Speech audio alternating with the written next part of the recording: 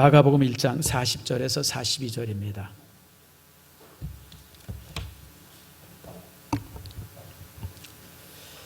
다 찾으셨죠? 자, 우리 같이 한 목소리 읽겠습니다.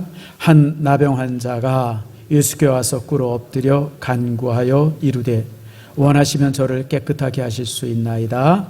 예수께서 불쌍히 여기사 손을 내밀어 그에게 대시며 이르시되 내가 원하노니 깨끗함을 받으라 하시니 곧 나병이 그 사람에게서 떠나가고 깨끗하여 진지라. 아멘. 기도하겠습니다. 하나님 감사합니다. 주의 교회가 이제 2주 후에 헌당 예배 드리고 또 이제 추수감사절 예배, 참 축복된 일들을 우리가 나누려고 합니다. 이 모든 일마다 하나님 영광 받으시고 이 일들을 통해서 주의 교회가 더욱 아름답도록 인도해 주시옵소서. 오늘 말씀을 듣습니다. 하나님의 말씀은 운동력이 있고 권세 있음을 믿습니다. 말씀이 우리 안에 와서 내 안에 더러운 것들, 추한 것들 다 제거시키시고 오직 그 말씀으로 인해서 내가 새로워지며 변화되어지게 해 주시옵소서. 주의 말씀이 내 발의 등이 됩니다. 아버지 하나님께서 함께 해주셔서 내 인생이 말씀 안에서 아름답게 인도되어지고 그 말씀 안에서 살아가는 저희들 되게 해 주시옵소서. 오늘 그 말씀이 나를 치유하며 변화시키며 새롭게 하기를 소망하며 예수님의 이름으로 기도드립니다. 아멘. 자, 우리 옆사람 한번 인사합시다. 축복합니다. 사랑합니다. 여러분, 참 우리가 하루하루 살아간다는 게 참 축복이죠. 혹시 여러분 한하운이라고 하는 시인 아십니까? 우리 때는 많이 그분을 읽었는데 요즘엔 그 시를 안 읽더라고요. 한하운 씨 아시는 분? 1950년대 60년대 문둥이였던 분인데 기억나십니까? 그분이 쓴 시 중에 전라도 길이라고 하는 시가 있어요. 제가 이 시를 고3 때 읽었는데 고3 때 이 시를 읽고 나서 가슴이 멍해졌던 기억이 있어요. 그래서 내 인생에 가장 여운이 남는 시 중에 하나가 이 시입니다. 그래서 여러분들에게 이 시를 한번 좀 읽어드리겠습니다. 가도 가도 붉은 황토길 숨막히는 더위뿐이더라. 낯선 친구 만나면 우리들 문둥이끼리 반갑다. 천안 삼거리를 지나도 수세미 같은 해는 서산에 남는데 가도 가도 붉은 황토길 숨막히는 더위 속에서 쩔름거리며 가는 길 신을 벗으면 포도나무 밑에서 직과 다비를 벗으면 발가락이 또 한 개 없어졌다. 앞으로 남은 2개의 발가락이 잘릴 때까지 가도 가도 천리 먼 전라도길. 이 시의 부제가 뭐냐면 소록도 가는 길이에요. 일제시대 때 옛날에 이렇게 나병 환자들이 참, 이 문둥병 환자들이 많았던 것 같아요. 저도 초등학교 때 집에 이제 이렇게 동양 오돌 오는 사람들 중에서 문둥이들이 있었어요. 얼마나 무서운지 막 도망가고 그냥 막 그랬던 기억이 지금도 납니다. 그래서 사실은 이제 일제시대 때 이 나병 환자들을 위해서 어떤 집단 수용소를 만들었습니다. 여기 그 이제 일산에도 저쪽 송산입니까? 저쪽에 수용소 하나가 있죠. 여기도 있고 서울에도 여러 군데 있습니다. 우리가 먹는 계란 있죠, 계란. 계란의 대부분들이 그분들이 만듭니다. 그 이제 음성 나환자들 촌에서 대부분 이렇게 양계장들을 많이 해서. 이 부평에도 있어요. 제 후배 하나가 이 부평에 있는 그 나환자 촌에 이제 이렇게 사역을 했었는데 계란 억수로 먹었대요. 아무튼 가면 그냥 오며 가면 날계란, 뭐 찐계란, 삶은 계란, 뭐 튀긴 계란 해가지고 대부분 그분들이. 그래서 여러분들이 그런 거 기억하세요? 그런데 이제 제일 큰 집단 수용소가 어디에 있냐면 소록도에 있어요. 저도 이제 가봤는데 요즘은 이제 양성 나환자는 거의 없습니다. 이제는 나병이라는 게 아주 영양이 부실할 때 걸립니다. 하루에 계란 하나만 먹을 수 있는 정도만 돼도 나병이 안 걸린대요. 그리고 이제 나병이 문제는 뭐냐면 이 몸에 들어오면 나병이 환자가 되어지면 보통 잠복기를 6, 7년 이상 거친다고 그러죠. 그러니까 이 6, 7년 동안 내가 나병 환자인지를 몰라요. 근데 어느 날 갑자기 코가 문드러져 떨어지고 손가락이 떨어지고 발가락이 떨어지는 거예요. 그때 되면 이미 고칠 수 없을 정도로 다 몸이 망가지죠. 심지어는 머리카락, 눈썹 다 빠지고 뭐 더 심하면 눈알도 빠지고 막 이런 정말 흉측한 모습이 되어져서 천향이라고 여겨지죠. 하나훈 씨가 청년의 시절에 이 병에 걸린 거예요. 시인이었는데. 그러다 보니까 이제 온갖 멸시와 이런 모습에서 살다가 이제 내가 소록도 가야 되겠다. 그래서 스스로 수용소를 향해서 걸어가는 장면을 이렇게 시로 쓴 게 바로 이제 이 전라도길이라고 하는 그런 시입니다. 여러분, 사실은 요즘의 애들은 참 똑똑하죠. 요즘 애들은 참 똑똑합니다. 근데 제가 고등학교 2학년, 3학년 때 정말 천방지축으로 뛰어놀던 때였었는데 이 시를 읽으면서 내가 얼마나 충격이 됐는지 몰라요. 그냥 가슴이 뻥하더라고요. 그리고 그 장면이 이렇게 그려지는 거예요. 사람들은 다 피하는데 문둥이들이 만나니까 서로 너무 반갑고, 그리고 짝이 돼서 내려가는 거예요. 양말을 벗으니까 양말 속에 덩그러니 그 발가락 하나가 떨어져 있는 거예요. 내 발가락.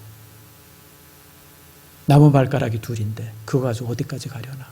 그런 시를 정말 이렇게 그냥 눈에 이렇게 그려지는, 그래서 좋은 시라고 하는 것이 그 시를 읽으면서 눈에 그려져야 될 광경이에요. 요즘에 이제 시들을 많이 쓰잖아요. 그래서 너도 이제 시들도 이렇게 관심 있어 이렇게 읽어보면 아주 이쁜 말들이 많이 그려져 있는 시들이 있죠. 근데 진짜 좋은 시는 그 시를 읽으면 광경이 그려져야 돼요. 근데 이 시는 특별히 우리나라 서정시의 특징은 그게 눈에 그려지죠. 그래서 참 이 시를 읽을 때 내가, 그래서 사실은 참 이 시가 참 이렇게 마음에 여운에 남았던 그런 시였어요. 그리고 인생의 어떤 그 참 절박함들, 참 잘 살다가 나병이라고 하는 천형을 받아서 그 삶이 무너지는 거, 그럼에도 불구하고 포기할 수 없었던 자기 생명의 문제들, 이런 문제들이 이 시 안에 그냥 아주 고스란히 담겨져 있잖아요. 참 그랬던 기억이 납니다. 이게 나병이에요. 아무리 대단한 사람이라 할지라도 나병에 걸리면 그 인생이 끝납니다. 다른 병은 다 치료되어지고 다른 병은 다 생생해질 수 있는데 나병은 치료가 되더라도 흔적이 그대로 남습니다. 그래서 나병 환자는 음성 나환자가 됐을지라도 사실은 우리와 같이 함께 생활하지 못합니다. 왜요? 너무 뭉그러졌기 때문에. 손가락, 발가락, 뭐 심지어는 머리 이런 거 다, 코, 그러니까 함께 살 수 없는, 그래서 나병은 걸려도 천형이지만 나아도 천형이 되어지는 게 이제 나병 아닙니까? 그 나병 환자가 이제 예수님께 다가왔습니다. 여러분, 율법에 의하면 나병 환자는 따로 이 공동체에서 떨어져서 따로 집단 생활을 해야 됩니다. 배너 영화 보셨잖아요. 거기 보면 배너의 어머니와 여동생이 이제 이 문둥이가 되어져 가지고 골짜기 이렇게 거기서 이렇게 모여 살잖아요. 그렇게 살아야 돼요. 죽을 때까지 그렇게 살다가 거기서 죽어야 돼요. 만약에 나병 환자가 바깥에 나오면, 이게 일반 사람들과 교제하기 위해서 바깥에 나오면 여러분 항상 외쳐야 돼요. 노을을 다 가리고 그 다음에 이제 크게 외쳐야 돼요. 뭐라고 외치면 부정하다. 나는 부정한 사람입니다. 외쳐야 돼요. 왜 외쳐야 돼요? 주변에 사람들이 못 오게. 그래서 나병 환자는 사람들 주변에 가까이 오면 돌로 쳐 죽이게 돼 있어요. 그게 율법입니다. 그러니까 예수님 당시에도 나병 환자가 성한 사람 옆에 가까이 오면 그냥 돌로 쳐 죽였어요. 그건 법이에요. 그건 살인이 아니에요. 그러니 여러분, 모든 것에 천대받고 모든 사람에게 혐오의 대상이 되는 저는 그 사람이 이제 오늘 예수님께 나온 겁니다. 저는 이 짧은 한 구절을 이렇게 묵상하면서 참 이 속에 우리의 삶의 문제가 참 답이 여기에 있구나라고 하는 것을 이제 제 은혜를 받으면서 여러분들과 함께 오늘 이 말씀을 함께 나누기 위해서 이 말씀을 전합니다. 자, 40절 말씀 한번 다시 봅시다. 한 나병 환자가 누군지 몰라, 이름이 없어요. 뭐 보통 평민이나 뭐 그런 사람이겠죠. 한 나병 환자가 예수께 와서, 따라합니다. 예수께 와서. 여러분, 우리가 이 말씀을 쉽게 읽는데 이게 결코 쉬운 말씀이 아니에요. 아까도 얘기한 것처럼 나병 환자는 성한 사람 옆에 있을 수 없습니다. 가까이 다가오면 돌로 쳐 죽입니다. 그리고 예수님은요, 항상 주변에 사람이 많았습니다. 수십 명, 수백 명이 항상 이렇게 핑 둘러서 감싸고 있었어요. 그런데 그 사람들은 막 제키고 이제 예수님의 그 무릎 앞에 와서 엎드린 거예요. 필사적이죠. 죽으면 죽으리라 하고 온 겁니다. 내가 이것이 저 사람들로부터 걸려서 이 문둥이가 어디 여기로 와. 그래서 돌로 쳐 죽이면 내가 죽으리라. 그런 마음을 가지고 이제 거기까지 온 것이죠. 참 죽을 각오를 하고 예수님께 다가온 겁니다. 여러분, 이 사람은 모든 것을 다 이뤄서, 여러분, 나병이 걸리면 모든 걸 다 잃습니다. 건강 잃죠. 또 가족을 잃어버립니다. 친구들도 있고요. 자기 지위나 직업 다 잃어버립니다. 그 존재 자체가 지워지는 것이 나병입니다.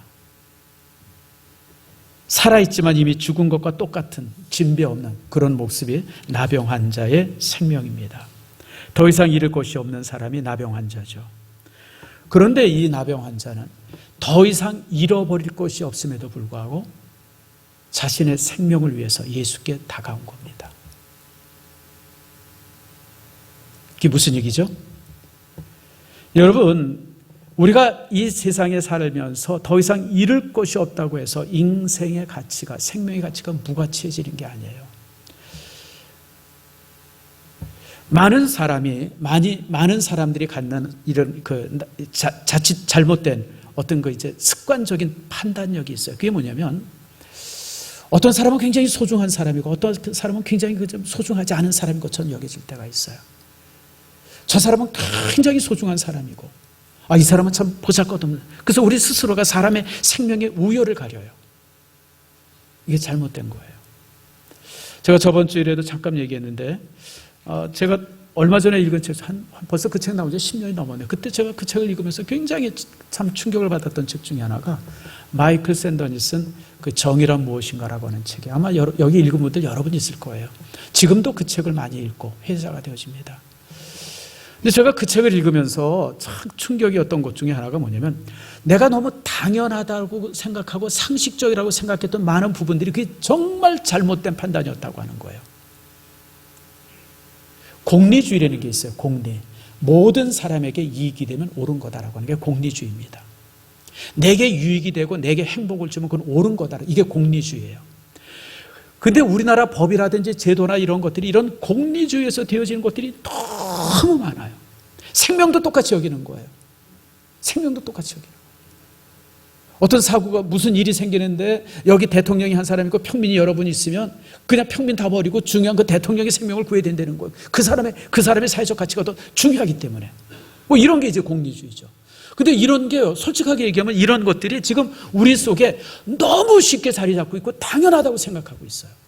그게 지금 우리가 그런 시대를 살아가고 있어요. 우리가 잘못된 시대를 살아가고 있어요. 여러분, 생명은 그가 많이 배우든 적게 배우든지, 그가 정말 나이가 많든지 적든지, 그가 정말 이렇게 병에 걸렸든지 않고, 그것과 아무 상관없이 모든 생명은 다 하나님 앞에 소중해요.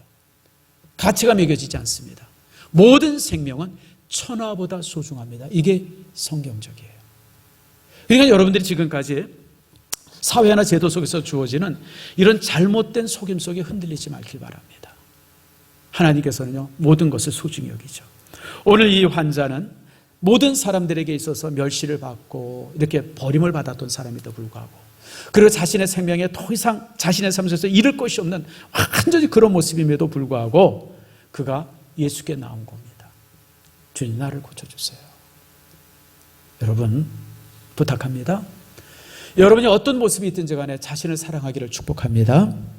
자신을 존중하기를 축복합니다. 내가 그리스도 앞에 얼마나 소중한 존재인가를 여러분들 항상 확인하고 사시기를 바랍니다. 저는 우리 교회가 이제 그동안 노숙인들 사역을 한 20여 년간 하다가 이번 코로나 때문에 한 3년간 쉬었어요. 제가 이제 어느 정도 사회가 조금 되어지면 이제 거의 그 노숙인 사역을 다시 시작할 겁니다. 근데 또 노숙인 사역도 이게 다시 시작하려고 그랬더니 이게 봉사자들 모이기가 참 쉽지가 않더라고요. 아무튼 그래도 다시 시작할 거예요. 왜냐하면 여러분, 교회 갈 수 있는 가장 아름다운 사역 중에 하나가 노숙인 사역이고 우리 교회의 상징과 같은 사역이죠. 그런데 제가 노숙인들을 사랑하고 그들을 이제 이렇게 위해서 우리가 이렇게 하지만 항상 바라볼 때마다 마음에 조금 안 드는 게 있어요. 보면 나이가 60 넘고 70 넘고 막 이런 분들이 오면 당연히 우리가 받아주는데 30대가 있어요. 40대도 있고요. 나는 멀쩡한 사람이 저러고 우리 교회에 밥을 먹으러 오는 게 막 이해가 안 돼요. 지금 우리나라라고 하는 체제가 뭘 하든지 하루에 10만 원, 15만 원은 뭘 해도 벌 수 있는 나라가 대한민국이에요. 그렇잖아요, 여러분들. 근데 스스로 자기의 삶을 포기하고 노숙인으로 그냥 전락이 돼버린 거예요. 삶에 대한 잘못된 태도죠. 여러분, 나라고 하는 존재는 절대 포기해서는 안 되는 존재가 나예요. 예수 그리스도가 바로 나를 위해서 죽으셨어요. 나라고 하는 존재를 구원하기 위해서 주님께서 십자가에서 죽으셨어요. 이 사실을 기억하고 자신을 존중하세요. 나는 그래서 이 나 환자가 참 이 말씀을 읽으면서 참 내가 참 은혜 받는 것이 자기 존중이에요. 자기 사랑이에요. 여러분, 내가 나를 이처럼 존중하고 사랑할 뿐 아니라 다른 사람도 동일하게 존중하세요. 그가 누구든지 간에 모든 사람들을 사랑하고 모든 사람을 존중하세요. 같든지 안 같든지 상관없이, 젊든지 안 든지 상관없이, 어리든지 나이 많든지 상관없이 모든 사람들을. 그래서 여러분, 제가 자주 드리는 말씀이지만 사람은 수단으로서 바라보는 것이 아니라 목적으로 바라봐야 돼요. 무슨 말인지 아시죠?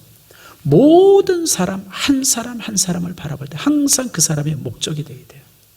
수단이 되면 안 돼요. 내가 장사하는 수단으로, 내가 무슨 돈 버는 수단으로, 내가 뭘 하는데 이용하는 방법으로 사람을 그렇게 바라보는 것은 잘못된 인간관이에요. 항상 사람을 바라볼 때 한 사람 한 사람 모두가 내 인생의 목표가 되어야 돼요. 그게 그리스도인다운 거죠. 자, 그러면서 이제 제가 예수님 앞에 와서 꿇어 엎드렸어요. 꿇어 엎드리면서 간구하죠. 꿇어 엎드렸다. 꿇어 엎드렸다고 하는 것이 뭡니까? 항복하는 거예요. 누구한테 꿇어 엎드립니까? 황제 앞에 신하들이 꿇어 엎드리죠. 패잔병이 여러분 승리자 앞에 꿇어 엎드리는 겁니다. 당신 마음대로 하세요.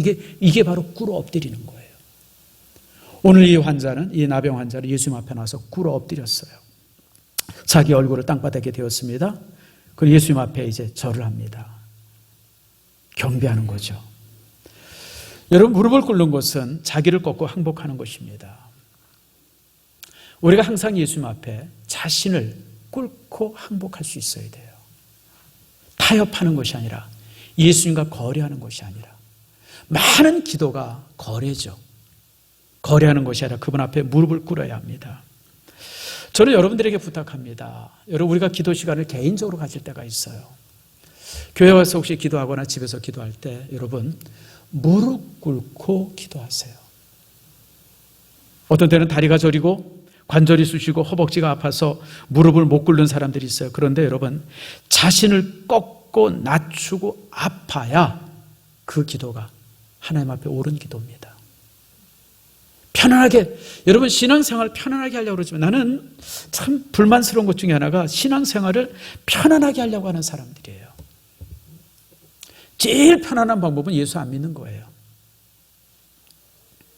예수 믿는 것 자체가 굉장히 불편한 겁니다. 얼마나 불편해요, 여러분. 예수 제대로 믿는 게 얼마나 불편해요, 여러분들. 저는 여러분들이 신앙생활을 통해서 여러분의 삶이 불편하기를 축복합니다. 기도도 마찬가지예요. 의자에 앉아서 그렇게 하기보다 교회 와서 기도할 때도 저 유아실에 들어가서 무릎 꿇고 기도하고, 우리 여전도애들 그렇게 기도하더라고요. 난 너무 보기가 좋아요. 가서 집에서 내가 혼자 기도할 때도 무릎을 꿇고, 여러분 의자에 앉아서 기도할 때와 무릎 꿇고 기도할 때가, 여러분 그 자세가 조금 바꾼 건데도 불구하고 태도는 180도 달라져요. 한번 해보세요, 여러분들.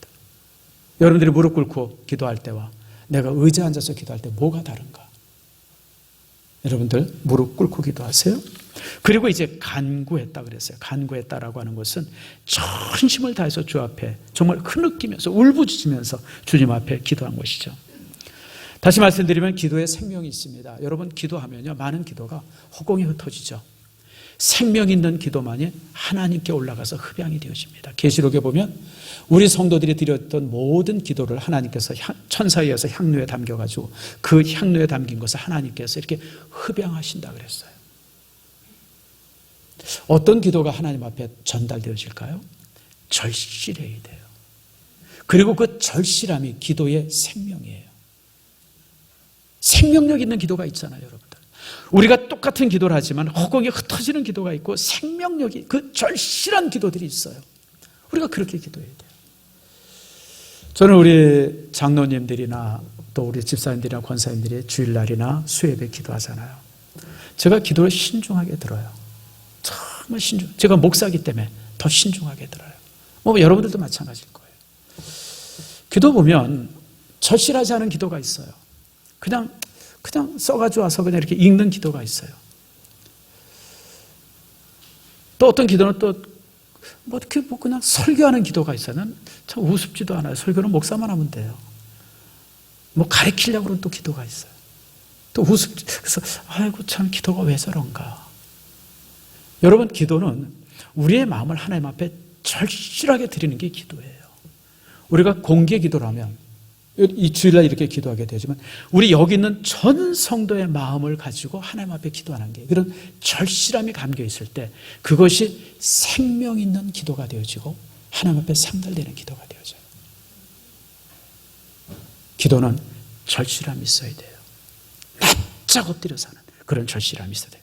그러면서 이제 뭐라고 기도합니까? 원하시면 저를 깨끗하게 하실 수 있습니다. 참 이 말씀, 이 짧은 한 말씀인데도 우리에게 큰 충격이죠. 원하시면. 다시 말하면 예수님의 기도와 동일합니다. 내 뜻대로 마옵시고 아버지의 뜻대로 되기를 원하나이다. 바로 그거예요. 많은 기도를 통해서 우리는 내 뜻을 이루려고 참 그러죠. 기도는 내 뜻을 이루는 것이 아니라 아버지의 뜻을 이루는 것이 진정한 기도입니다. 지금 이 사람은, 이 나병 환자는 그냥 온몸이 뭉그러지고 썩어서 냄새가 나고 그런 몸에서 정말 낫는 것이 절실했어요. 그러나 그 나음이 절실했음에도 불구하고 주 앞에서 낫게 해주세요라기보다도 주 뜻대로 되기를 바랍니다. 원하시면이 바로 그런 거예요. 여러분, 우리가 기도할 때 주님 앞에 이제 내 뜻을 너무, 내 의지를 너무 강조할 때가 많죠. 기도니까 그럴 수밖에 없죠. 또 우리가 무슨 대단한 그런 어떤 신앙의 용장이 아니기 때문에 그럴 수밖에 없어요. 저도 그렇게 기도할 때가 허다하게 많으니까 여러분들한테 뭐라고 그러지도 못하죠. 그럼에도 불구하고 기도의 원리는 하나님의 영광이에요. 내 뜻보다. 예수님도 사실 그렇게 기도하셨잖아요. 처음에는 기도할 때 자기 뜻을 기도해요. 하나님, 이 잔을 내게서 물리쳐 주시오. 그건 주님의 뜻이에요. 그렇게 그냥 이 땀이 핏방울이 되도록 떨어지면서 기도하는데, 그러나 마지막에 결론은 뭐예요? 그런데 주님, 하나님의 뜻대로 되기를 바랍니다. 아버지 뜻대로 되기를 바랍니다. 내 뜻은 지금 강구했지만 그러나 아버지 뜻대로 되기를 바랍니다. 아버지의 뜻이라고 하는 것은 하나님의 영광이 이루어지기를 바라는 기도예요. 여러분, 그렇게 기도할 수 있기를 바랍니다. 그러면서 이제 깨끗하게 하실 수 있나이다. 의심하지 않았죠? 다시 말하면 예수님만이 내 인생의 답입니다라고 하는 그런 고백이 되어져요. 자, 그럴 때 이제 예수님께서 어떻게 반응하십니까? 41절 말씀 봅시다. 41절, 예수께서 불쌍히 여기사 손을 내밀어 그에게 대시며. 여러분, 예수님께서 불쌍히 여기시며 그리고 이제 손을 내밀어 그를 만지셨다. 여러분, 나병 환자를 만지면 안 돼요. 왜냐하면 나병이라고 하는 것이 피부 전염이기 때문에 그렇습니다. 나병 환자를 만지면 안 돼요. 전염됩니다. 근데 예수님이 만지셨어요. 우리가 이 장면을 보면 어이구, 주님 만지면 안 되는데 아마 여러분 그런 생각이 있을 거예요. 근데 예수님은요, 이 환자를 만지셨어요. 불쌍히 여기시고. 요즘의 시대의 문제가 뭐냐면, 요즘의 시대를 뭐가 지배하냐면 혐오가 지배해요. 그래서 요즘의 시대를 한마디로 말하면 그냥 혐오의 시대예요. 나와 다르고 조금 그러고 그냥 서로 싫어하고 미워하고. 제가 전주에 그렇게 친구를 오래간만에 만나서 이제 엘리베이터를 타고 이렇게 어떤 건물에 올라갈 기회가 있었어요. 그러니까 너무 오래간만에 만나가지고, 아이고, 저기, 김 목사님 잘 계셨네요. 아이고, 예. 그러면서 인사를 했어요. 근데 앞에 있던 할머니 하나가 물에 탁 쓰다 날 보더니, 쉿! 그러는 거예요. 난 맨 처음에 그게 뭔지를 몰랐어요. 저분이 왜 저러시나? 엘리베이터에서 말하지 말라고. 그래서 내가, 참, 별일이 다 있다. 아니, 마스크 쓰고 잘 계셨냐고 인사 한마디 하는데 그게 무슨 큰 잘못이라고. 이게 사회가 지금, 우리 사회는 지금 혐오의 시대를 만들어놔서 그래요. 여러분 혹시 행동 면역 체계라는 말 들어보셨어요? 요즘에 이제 지금 우리 사회가 지금 그래요. 행동 면역 체계. 면역을 하는데 행동으로 면역한다는 거예요. 그래서 온 사람들 다 마스크 쓰고 실내에서도 쓰고 실외에서 쓰고 서로 간에 그냥 이렇게 탁. 다시 말하면 이 행동 면역 체계는 뭐냐면 나에게 다가오는 모든 사람들이 그가 누구든지 간에 내게 병을 옮길 수 있는 사람이다라고 하는 것을 전제하려는 거예요. 그게 행동 면역 체계예요. 그래서 여러분 우리 사회가 지금 혐오가 그냥 이제 우리가 사회에서 세상에서 바라보고 이렇게 길에서 지나가는 사람들은 다 저 사람이 환자일 수 있고 나한테 병을 가져다 줄 수 있는 전제 속에서 우리가 사람을 만나고 있어요. 여러분 이게 지금 사회적으로요 우리 사회를 그렇게 혐오의 사회로 만들어내고 있어요. 지금 우리가 다 혐오해요. 뭐 정치인들이 혐오하는 게 아니라 우리 사회 자체가 혐오 사회가 되어버렸어요. 여러분 미국이나 영국 같은 선진국에서는요 마스크를 안 쓰죠. 마스크 벗은 지 오래됐습니다. 마스크 벗으라고 얘기하는 데도 꽤 오래됐고 아주 심할 때만 잠깐 쓰고. 저는 그때 그 이해가 잘 안 됐어요. 아니 뭐 선진국이 이렇게 개판인가? 아니 선진국이 왜 저런가? 아니 저렇게 퍼지고 하루에도 그냥 수천 명씩 죽으면 마스크 써야지 왜 저러나? 근데 제가 요즘에 이제 이 설교를 준비하면서 얻은 결론이 그거예요. 저 사람들이 그렇게 마스크를 벗게 한 것은 질병으로 사람이 죽는 것보다 더 무서운 것이 사회가 혐오 사회가 되는 것을 더 두려워했구나. 모든 사람들이 상대방을 바라볼 때 내게 병을 옮겨다 줄 사람이라고 하는 전제 속에서 사람을 만나고 접하는 그런 사회가 아니라 그냥 그런 사회가 되느니 그냥 죽는 게 낫겠다. 하루에도 몇천 명 죽더라도 그런 사회가 돼서는 안 되겠다라고 그렇게 사회가 인정한 것 같아요. 물론 제가 내린 결론이 옳은지 그른지는 잘 모르겠어요. 지금 우리 사회가 너무 혐오가 무서워서 그래요. 여러분 어제도 보니까 무슨 그냥 광화문 앞에 좌파 우파다 그냥 난리가 났더라. 나는 왜 저러는지 모르겠어요. 아니 그냥 할 게 지금 얼마나 많은데 왜 그냥 저렇게 나가서 저 난리를 치고 난 그래서 저 사람들 배가 불러서 저러나 할 일이 없어서 그러나 많이 벌어서 그러나 아니 지금 우리가 하루하루 살아가면서 얼마나 힘든 일이 많고 해야 할 일들이 많은데 왜 저러나. 이게 뭐냐면 혐오 때문에 그래. 혐오. 서로가 서로를 용납하지 못하고 그냥 서로 미워하고 혐오하니까 그냥 거기 제발 그런 사회가 되면 안 돼요. 여러분 예수님은 혐오하지 않고 불쌍히 여기셨어요. 이게 우리 믿음의 사람들이 가져야 될 태도예요. 나와 다른 사람을 미워하는 것이 아니라 혐오하는 것이 아니라 멀리하는 것이 아니라 나와 다른 사람을 사랑해야 되고 인정해야 되고 품에 안아줘야 돼요. 나병 환자는 혐오의 대상이었었어요. 가까이 오면 안 돼요. 돌로 쳐서 죽여야 돼요. 그런데도 주님께서는 그를 만져주시고 불쌍히 여겼어요. 여러분 긍휼이죠. 긍휼이라고 하는 말이 영어로 컴패션이죠. 원어적인 의미는 애간장이 탄다 이런 뜻을 가지고 있어요. 컴패션. 여러분 컴패션은 두 단어가 합해진 겁니다. 컴이랑 패션이라고 하는 단어가 합해진 거죠. 패션이 뭡니까? 옷 잘 입는 패션은 F로 시작하는 패션이고 여기 패션은 P로 시작하는 패션이에요. 패션이 뭐냐면 고난이라는 뜻이에요. 그래서 여러분 우리가 고난주간 그러면 패션데이예요. 패션은 고난이에요. 그 앞에 컴이 붙어요. 컴은 뭐예요? 영어 단어에 컴이 붙으면 뭐예요? 함께 한다는 뜻이잖아요. 다시 말하면 여러분 긍휼이라고 하는 것은 내가 그 사람이 아프면 그 사람의 아픔에 이렇게 함께 한다는 뜻이에요. 함께 한다는 그 아픔을 함께 하는 것 그게 바로 긍휼이에요. 주님께서 그렇게 그에게 다가간 거예요. 여러분 불쌍한 사람이 있어요. 아픈 사람이 있어요. 저는 여러분들에게 말합니다. 동정하지 마세요. 동정은 그리스도인의 태도가 아니에요. 그리스도인은 긍휼히 여겨야 돼요. 동정은 그 사람을 모욕하는 거예요.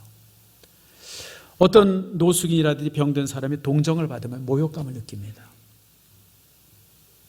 무슨 말인지 아시죠? 그러나 긍휼을 받으면 그 안에서 사랑을 느끼고요. 치유가 됩니다. 겉으로 볼 때는 똑같은 감정인 것 같아요. 아니요. 전혀 틀려요. 여러분 동정하는 것은 일종의 내 우월 그 다음에 그 사람에 대한 멸시가 담겨져 있어요. 그래서 동정받는 사람들은요, 멸시당하는 느낌을 갖습니다. 그러나 그래서 여러분들 우리가 보면 뭐 고원이라든지 이런 데 저런 데 막 어렵게 산 사람들 중에 여러분 성격이 삐뚤어진 사람들 종종 보잖아요. 그 왜 그런 줄 알아요? 평생 동정받고 살아서 그래요. 그런 사람들은 안 그렇게. 그런데 만약에 반대로 이렇게 긍휼을 받고 긍휼을 받으면서 사는 사람들은 전혀 다르게 반응이 되어지죠. 그래서 여러분들 우리 믿음의 사람들은 이 싸나워지는 세상, 살벌해지는 이 세상 속에 여러분 그 마음속에 긍휼을 품을 수 있을 때 그게 그리스도의 마음이고 우리 성도들의 마음입니다. 그래서 예수님은 손을 대죠. 손을 댄다고 하는 것은 병을 자신에게 옮긴다고 하는 의미가 있어요. 환자에게 손을 댄다고 하는 것은 그 질병을 내게 옮기겠다는 거예요. 우리가 지저분하고 더럽고 이상한 안 만지잖아요. 우리가 왜 만져요? 사랑하니까 만지고 사랑이 전달되기를 위해서 원하고 그리고 그 아픔이 내게 전달되기를 위해서 만지는 거 아니에요. 예수님이 만졌다고 하는 것은 친히 그 병을 내가 대신 짊어지겠다고 하는 그런 의미입니다. 주님께서는 그래서 그를 만지죠. 만지면서 선언합니다. 원하노니 깨끗함을 받으라. 내가 원한다. 네가 온전해지고 깨끗해지는 것을 원한다. 그러자 즉시 그가 이제 질병에서 나음으로뒀다라고 말씀합니다. 사랑하는 성도 여러분, 참 이런 그 놀라운 주님의 사랑은 우리가 너무 잘 알죠. 그런데 중요한 것은 그런 주님의 사랑을 받기 위해서 우리의 자세입니다. 내가 말씀드린 것처럼 정말 주님 앞에 필사적으로 나와야 돼요. 죽음을 각오하고 나가야 됩니다. 그리고 그분 앞에 나왔다 그러면 정말 무릎 꿇고 그분에게 진실된 긍휼을 구할 수 있는 우리가 되어야 돼요. 여러분 제가 자주 말씀드립니다. 기도의 생명은 절실함입니다. 절실함에 담겨져 있지 않는 기도는 그냥 그거는 기도 아니죠. 자기 자랑이에요. 그리고 그런 기도는 허공에 흩어집니다. 그런 기도는 하나님 앞에 아무런 의미가 없어요. 기도는 항상 말씀드립니다. 절실해야 돼요. 그러기 위해서는 무릎을 꿇고 정말 전심으로 오늘 본문에 있는 말씀처럼 전심으로 간구하는 그런 모습이 되어질 때 우리의 이 기도가 하나님의 마음을 엽니다. 그리스도의 축복을 열고요. 기적의 문을 열음을 믿습니다. 여러분들 삶 속에 이런 놀라운 기적이 항상 되어지는 축복과 은혜가 있기를 축원합니다.